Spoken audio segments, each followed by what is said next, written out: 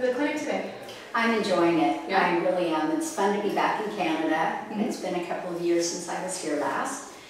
And I think the highlight so far has been Jackie Brooks, because I admire her, and we've been friends for several years, and it was just really fun getting to actually work with her and see Goose. And yeah, you guys did amazing work. It was very fun. Can't wait to share some of the highlights of that. So will you be visiting Canada again after the clinic? I don't know. I honestly don't know. There's been no talk yet of anything. I've got so much on my plate right now that it is nice though. I was really looking forward to seeing all the color. It's a great time of year to come with all the reds. In Idaho, we have a lot of the gold, we have a lot of aspen, but we don't have a lot of the reds like you guys do. And so it's really beautiful to see. Yeah, it's a great time of year. Absolutely. Yeah. Anything you want to share about upcoming projects you're working on?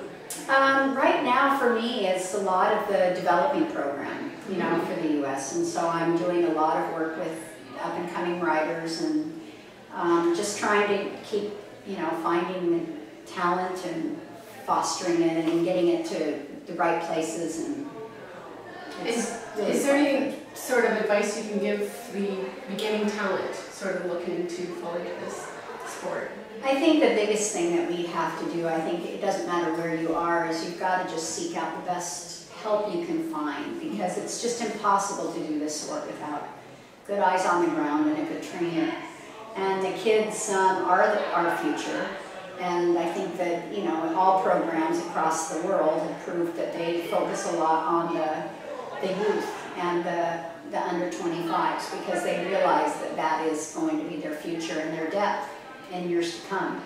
So I think that's the biggest thing. I think everybody needs to keep trying to, you know, bring up the sport through the youth, and the other ones, the veterans, just keep supporting it. You know what I'm saying? We can always rely on those, but again, nobody's there forever. So we have to always think about the future. Absolutely. Great. Some of the older people are starting to ride in this area in Ontario. What kind of advice can you give the older rider that's just starting into dressage?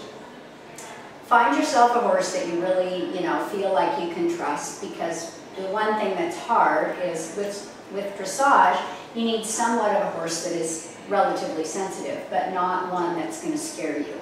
So it's, I think for an older person that's starting out in the sport, it's probably feels like a lot of power and a lot of horse going forward. So I think it's just important that you have one that's been trained a little bit and is very patient with a rider learning how to do the job. Absolutely. Great.